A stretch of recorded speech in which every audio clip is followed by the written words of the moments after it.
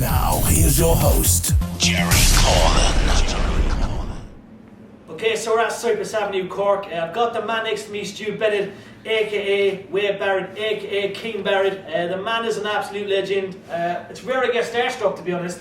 When you walked in, you actually look a lot bigger as well in person, so it's an absolute honour to have you in Cork. How's the tour been so far for you? Well, this is actually day one. I flew in from the US a couple of days ago, so recovered pretty quick. I'm kind of used to flying around quite a lot now, so the jet lag went away very fast. And this is night one, so we'll see how it goes. I'm excited to be here, though. It's my first time in Cork, and it's a cool place. I've had blazing sunshine today, I've had clouds, I've had literally snow, so there's been a bit of everything already, so it's an exciting time to do. You're used to that weather though, being from the UK. Obviously, you know we have 4 seasons in one day. Hopefully it gets better tonight, even though it's looking a bit nippy outside. We have to talk about the early days. You were inspired by the British Bulldog, a fantastic wrestler in his day. Was he the main reason why you drove to become such a success in the wrestling industry? Yeah, I think so. I mean, wrestling was something that grabbed me very early in my life. I was like, 8 or 9 years old, and the biggest star from the UK at that time was the British Bulldog, David Boy Smith. So naturally for me, he was the guy I gravitated to. from Wigan, which isn't too far from where I'm from, which is Preston. Kind of sounded like me at the time. I know I don't really sound like that now, but maybe a little bit. But I had his poster on my wall, and he was really the inspiration for me. And unfortunately, he passed away in 2002, so I never got to meet him. But I've met his whole family and friends with his family and stuff like that. Cool people. And he has such a big influence. Like I think, even with the Wembley all them years ago, you know what I mean? Can you remember watching that and seeing the match against Bret Hart? Yeah, I did. It's my favourite match of all time. Actually, I wish I'd had a chance to go there. I was actually on holiday with my parents at the time in Greece, so I missed that show. But I've watched it back so many times, and to this day, I mean, it's my favourite match of all time. Those are actually my 1 and 2 of all time. Bret and Davey, they're my 2 favourites of all time. So I've been fortunate enough to meet Bret a bunch of times, and he's a great guy. Yeah, really cool. Definitely. Now, throughout your career, you've had an amazing career, and it's a career I hope you continue at some stage down the road. But have you ever been starstruck? When you first arrived, say in the industry, anyone that stood out to you, and you were like, "Oh my God!" I used to look up to you. That kind of an effect. Yeah, I think probably Bret. I mean, you get it a few times, but I think once you've been in the game a little while, you'll start to meet people, and you kind of become numb to it because they become your peers rather than the stars you look up to. But I remember not long after I debuted in WWE in 2010, probably about 2 or 3 weeks after I'd been on the main roster and I was doing Nexus at the time, they brought Bret the Hitman Hart in to do a little storyline with us, and I just remember being so blown away that at that point in my career I was so new and fresh, and I was excited anyway, but just to work with him was incredible. And then probably about 2 months after that we had a show in Calgary, and he called me up and invited me over to his house for a barbecue, and I turned up there in Calgary, and he's handing me a beer and showed me all his memorabilia from his career. And to this day, that's probably the single greatest memory I have of what I've done so far in wrestling. That sounds really, really does. And you've had so many great matches. Is there any match that stands out to you in general, throughout your career, that's the one that you oh yeah, that's definitely the best?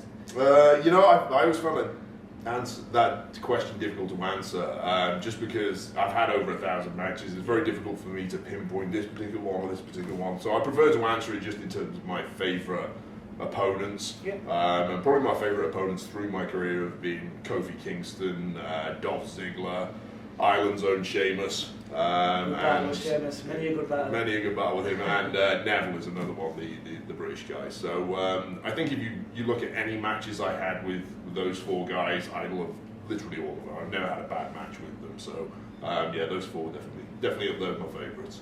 Appreciate that. And we have to speak about Preston, because we have so many Irish lads going over there. A couple of Cork lads, Alan Brown, fantastic player. Now it's been a strange season, a bad start. Then there was a couple of games on the trot where we were like, Jesus, the top 6 is possible. Are you still keeping up to date? Obviously you're checking out. I see the banter on Twitter. You're always kind of involved. Are you still kind of keeping the eye on Preston? Yeah, 100%. It's a little tough for me, obviously, living in the US. I went to watch them earlier in the season. They played against QPR. I just finished filming the movie.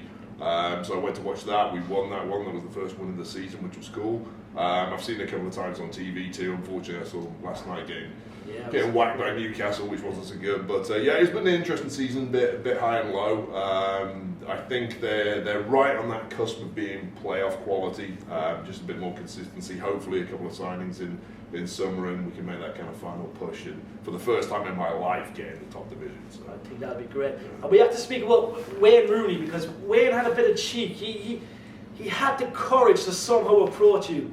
What was it like working with Wayne? Because that went viral. That was something that was huge, and he's a great player. Yeah, I'd say of all the things I've done in my career, the thing I'm most known for is getting knocked out by Wayne Rooney with a slap. So I don't know how proud of that I am, but no, that was great. I mean, obviously it was a great publicity stunt for me and WWE at the time, and it was one of those things that literally went viral around the world. And the following that Wayne Rooney has, and Manchester United have, and football in general, combined with the following that WWE has, it was just, it was just insane to have all that mixing together. I remember my phone, because I have Twitter, it was going off every hour as the people around the world were waking up. I was getting notifications. You are now trending in Japan, and then you are now trending in Nigeria, and every country as the time zone here would wake up and read the morning news that Wayne Rooney had slapped this wrestler. So it was pretty cool. It was awesome.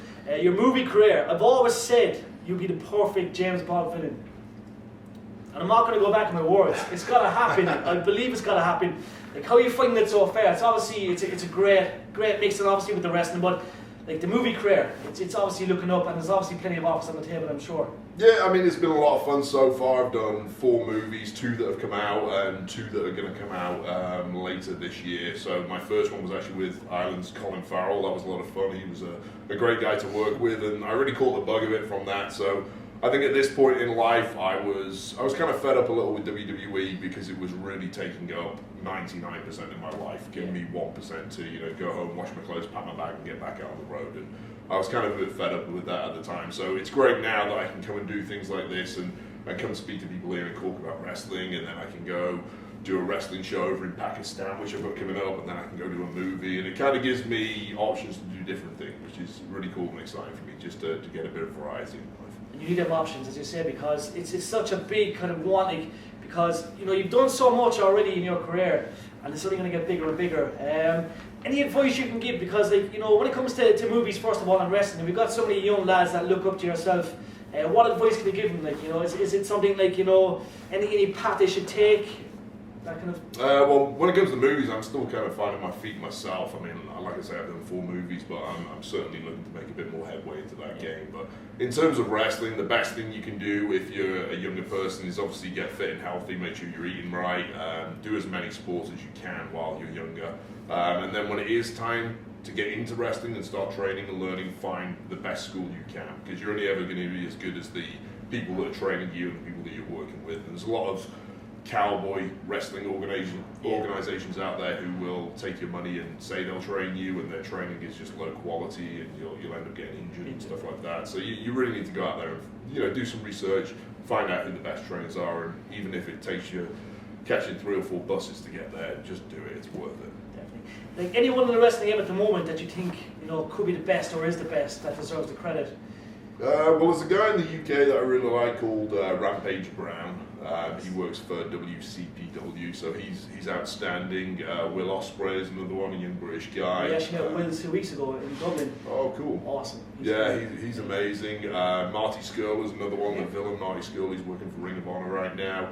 I really need to get a bit more up to speed on the Irish guys, though. I know there's a couple of big companies out here with OTT I've been told about, so I need to kind of do a bit of research and find out a bit more about the Irish wrestling scene. So I wrestled on the kind of Irish independent scene a long time ago for a company called Irish Whip Wrestling, who I'm not sure if they're still around or not, but OTT I've heard are big news these days, so I need to check them out. OTT is kind of Irish Whip at the same time. They're kind of joined. There's a couple of lads. I know Sheamus was with them for a while as well. Exactly, that's where I first met Sheamus. I came over and had a few wars with him back in 05 or something like that. And I remember your wars with Magnus in the UK. Exactly, a long time ago. Wow. And I just have to mention, just before we go, The Undertaker. You paid tribute to him, not just because I'm a big wrestling fan in general. What was it like just to see that man and see what he's like backstage and stuff? He's definitely a credit to the company and to fans worldwide, no doubt. Yeah, for sure. I mean, he's somebody who's been going so long that, from as far back as I can remember in my lifetime watching wrestling, he's pretty much always been around in some form or another. So to see what I think was his final match like that, it was pretty sad. But I feel very fortunate in my time that I'm one of very few people who came from what I would call my generation of 2009, 2010 when we debuted in WWE. I'm one of very few who's actually had a match with him, and even though it wasn't televised, it was in a kind of what we call a house show or a live event in Texas. I feel very privileged that I got an opportunity to step in the ring with Undertaker and have a little dance with him. Didn't go too well from my perspective, naturally. But yeah, it's cool to have wrestled a legend like that and say I've done that. So yeah, I mean, he had an amazing career, and we're sad to see him go, obviously.